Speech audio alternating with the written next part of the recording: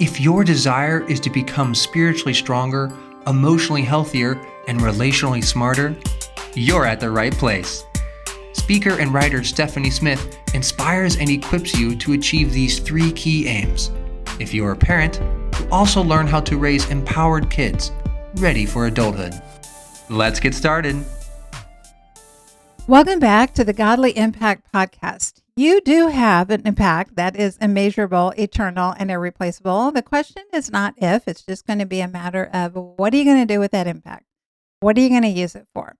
Are you going to multiply those talents so that you double those, or are you going to stick that talent and that impact ability in the ground?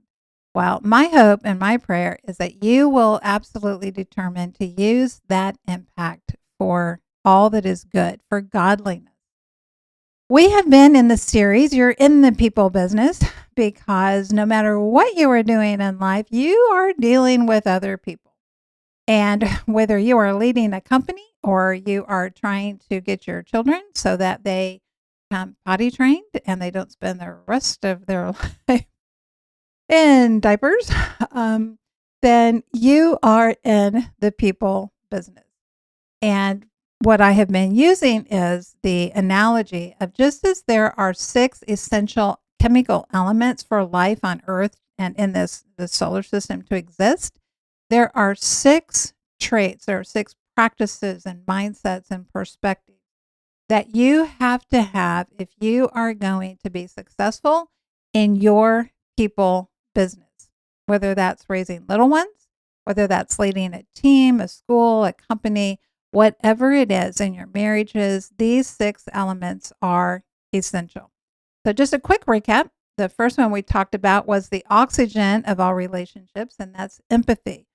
That is not just feeling compassionate for someone. That is the mindset and the practice of we're in this together. I am with you. And then we talked about needing the work of repair. That's like the sulfur of relationships, because you're going to have tears that are going to happen. It's not going to be a matter of if, but only when, and you're going to need to be able to heal those.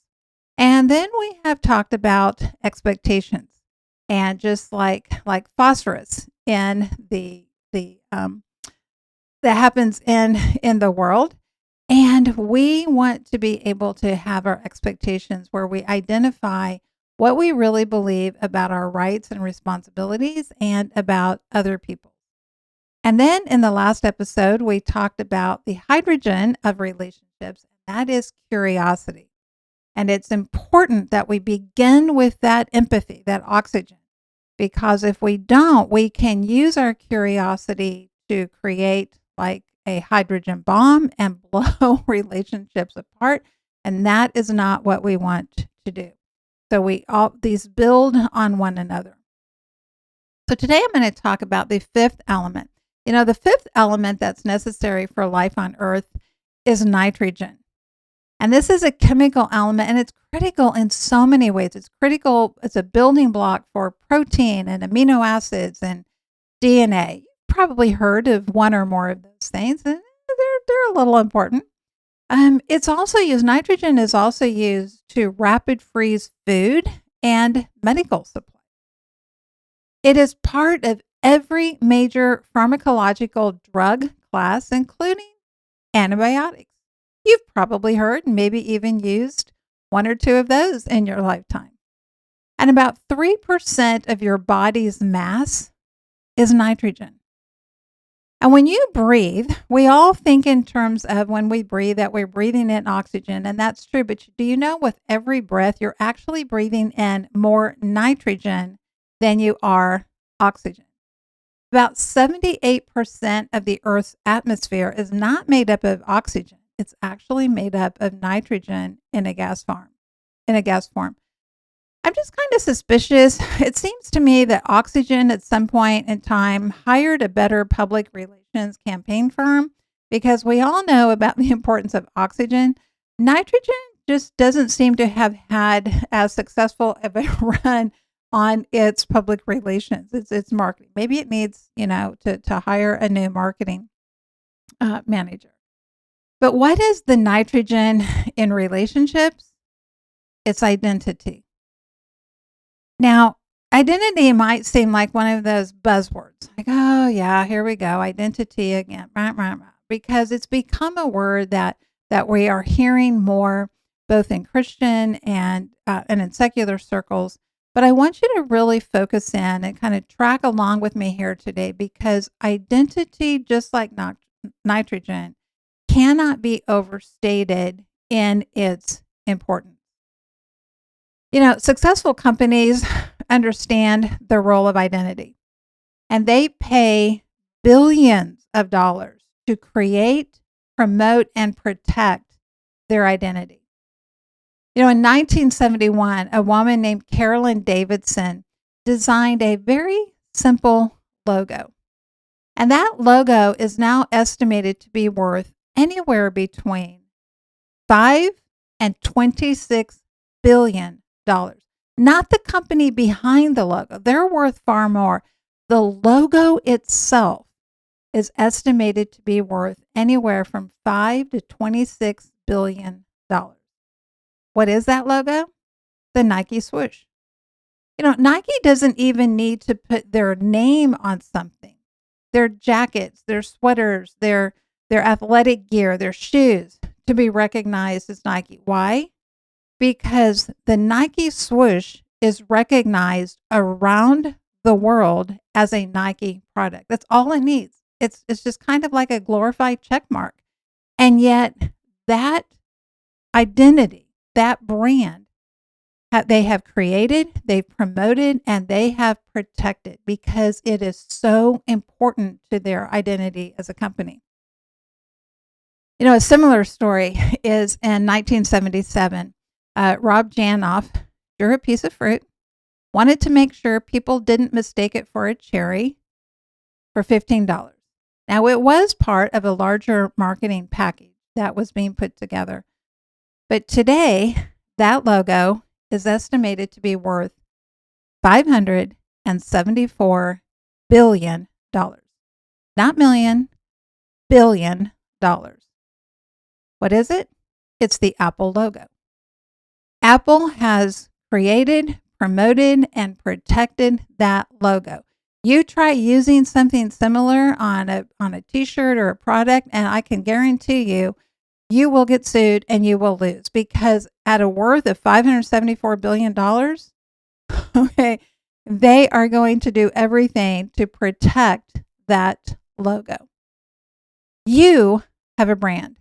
You as an individual, you have a brand. You have an identity.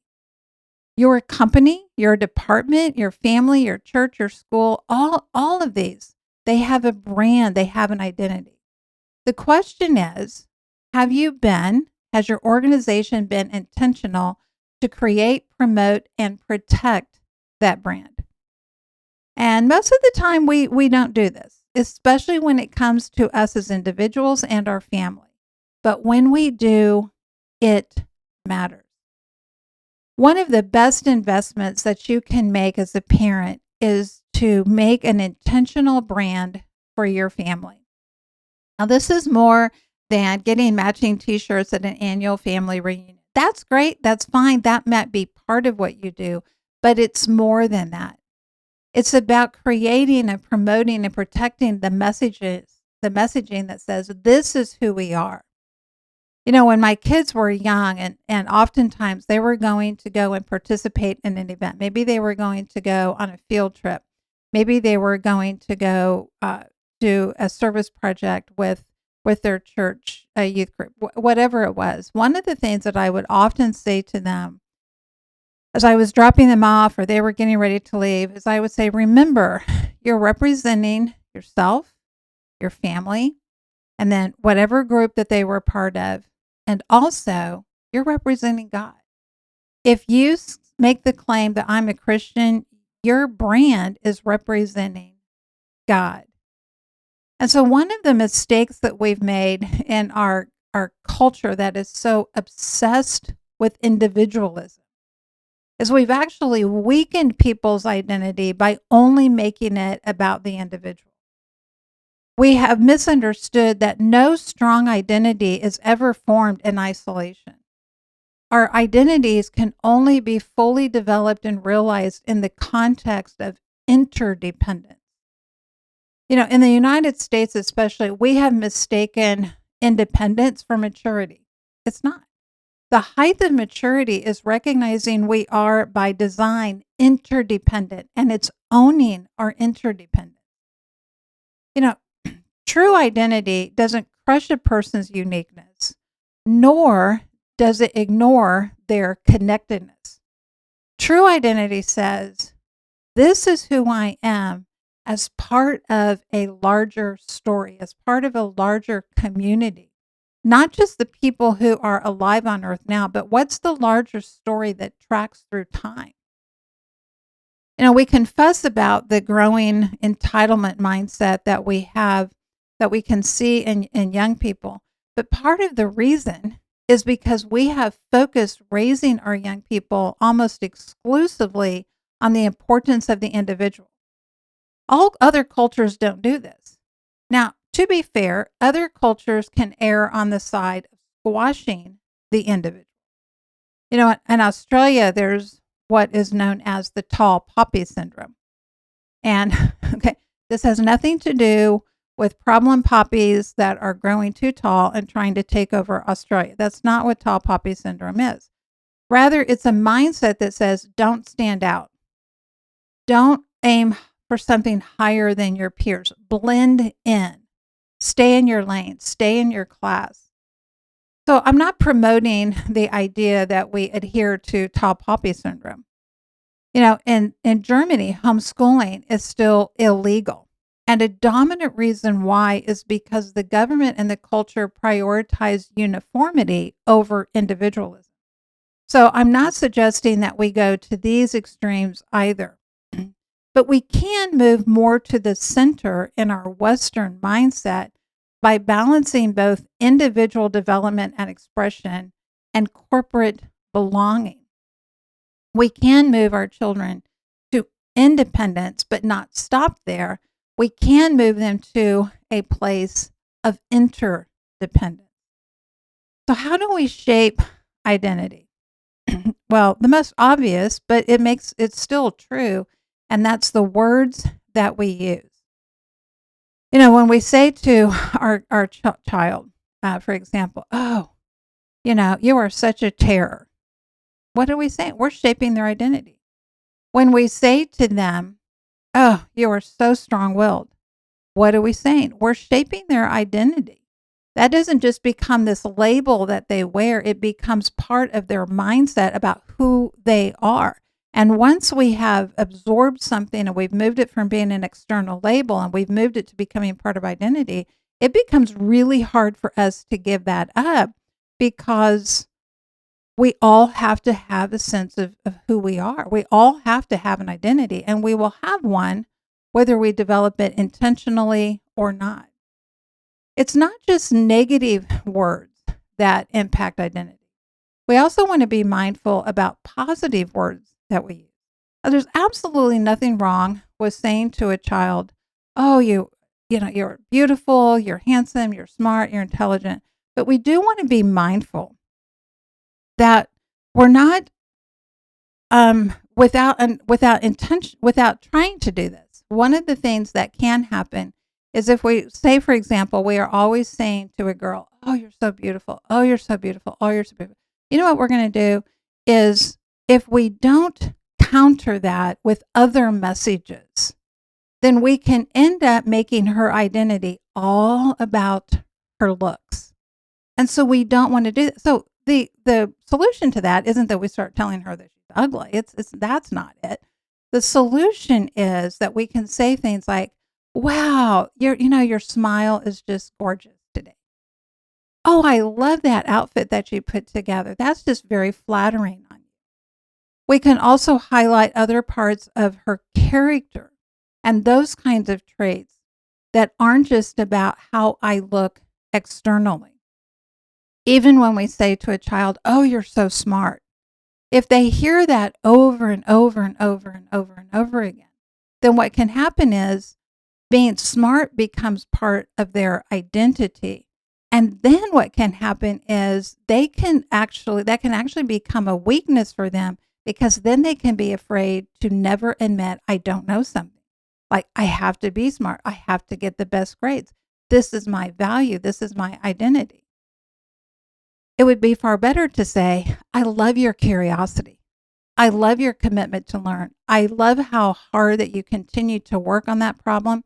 Even though that lesson was giving you fits, you stayed with it. Because when we get to the part of character traits, those are the types of things that we want to recognize and speak to and be intentional to build up in our children and in the people around us. It's not just about kids, it's also about the people around us. The second way that we form identity is by the values that we define and state. We have to give language to this. Don't assume whether you are in a department, an organization, or even your family that your values are obvious. They're not. You have to talk about them. If you say to a child, who maybe has been caught lying, in our family, we tell the truth, then it becomes an individual identity because it begins as a family identity. It's not just, oh, don't tell a lie. It's, oh, no, let's go beyond that. Let's be people who are truth tellers. And when you make it about we, then you are giving them an identity as an individual and as part of a bigger group. If we only focus on individual behaviors, then we miss out on this tremendous opportunity to forge character by looking at how can we use this to build identity. Number 3, the actions that we do and we don't do. Now, I get none of these are like, oh, wow, that's mind-blowing stuff. I never thought about that stuff. But I want you to realize that sometimes we take the simple things for granted. And because they seem so simple, we forget that we have to be intentional about them. Most of life is not made up of grand gestures.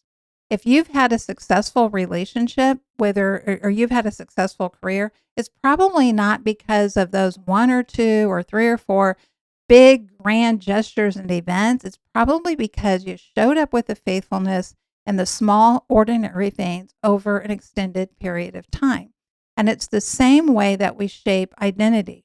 It's not these big events and all of a sudden, poof, identity is formed. It's a matter of how we show up with our words, with our values, and with the actions that we do and we don't do over time, just consistently over time. If you prioritize going to your niece or nephew's T-ball game, maybe you prioritize, okay, we're going to go to our sister-in-law's, birthday party. And you say, hey, we're a family who shows up. We show up and we support one another.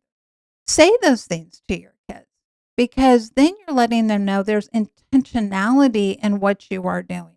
It's not just a matter that you thought you'd go to the party because you like cake and there was going to be free cake. No, it's a matter that you are going not for the cake. You're going for the family. You're showing up for them. When you take a meal to a family that's just had a new baby, don't be afraid to say, you know what? We're doing this because we are a family who helps other people. So don't be afraid to give these actions language, especially with your children, because then they are able to see that you are choosing to do these with intentionality and you are creating a team identity that hopefully then they will choose to continue to make their individual identity as they grow up. And eventually these phrases become part of their language. The culture, the identity, the brand of your home, your business, your organization, it's the sum total of the words that you speak to people, that you speak to describe people, that you speak about people. It's the values that you give language to, and it's the actions that you take and you don't take. And culture creates identity. The question is, are you intentionally creating the culture so that you are intentionally creating identity? Or are you just letting that just kind of happen by itself? And here's the thing, okay? Nobody drifts to success. That's not how it happens. Not in finances, not in relationships, not in raising their kids, not in developing a team or a business or an organization. It takes intentionality. It's not just enough to have good intentions. Okay? Having good intentions is like having a fuel tank that's full of gas in your vehicle. Great, wonderful, necessary.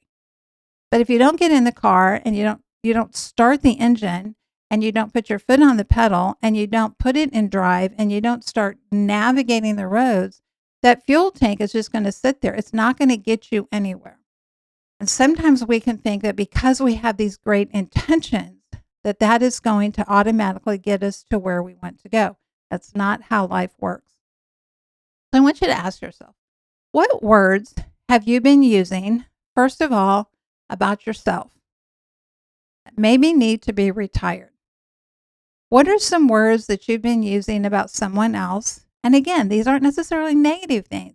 Maybe they're positive things, but you're recognizing, oh, I think I need to tweak those a little bit. Because I think that what I'm wanting to do is not necessarily having the impact that it needs to have. So what words do you need to retire? What words and phrases do you need to replace? What language do you need to begin using instead that's based on truth? And what values do you need to give language to? Do you need to actually start saying to yourself, to your kids, to your team members, to people in your organization? If you're leading an organization, don't assume that your values are self-evident. You have to give language to them, especially in order that they become embedded in the culture and they don't just leave when leadership changes. What actions do you need to continue doing? Because remember that these companies that have these brands, they don't just create the brand.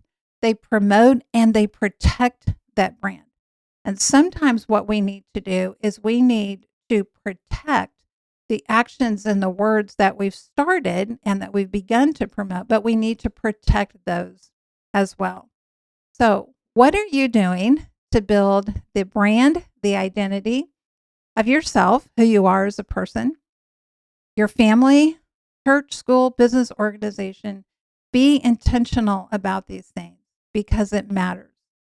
Be intentional to create, promote, and protect your identity and that of the community that you are a part of. If you haven't already, make sure that you go to the website, stephaniepresents.com. You can sign up there for the weekly newsletter. Also, it's great if you leave a rating and a review for the podcast. That helps other people to know, hey, this is actually something that is worth listening to. And you can stop. You can share this with a friend, a family member. Send it out to your team. But remember this, you do have an impact that is immeasurable, eternal, and irreplaceable. So my question is, what are you going to do with that impact? I hope that you will choose to make it the best it can be and that it will be used for good. All right, see you next time. Thank you for listening. Visit the website, stephaniepresents.com, to join the mission of building spiritually strong, emotionally healthy, and relationally smart women and families. You can also book Stephanie to speak at your event and check out additional resources. Together, we can invite and equip generations to engage fully in God's grand story.